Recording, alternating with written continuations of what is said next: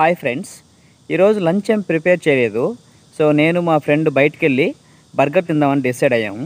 మా యూనివర్సిటీ పక్కనే ఉండే ఒక లొట్టేరియా అనే షాప్లో బర్గర్ చాలా బాగుంటుందన్నమాట.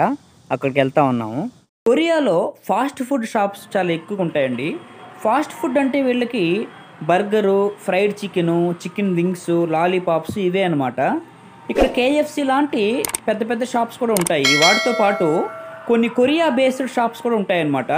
అంటే no brand burger, mom's touch, Lotteria అని చాలా రకాలు ఉంటాయి. ఆల్మోస్ట్ అన్నిటిలో సిస్టమ్ అయితే ఒకేలాగా ఉంటుంది అనమాట.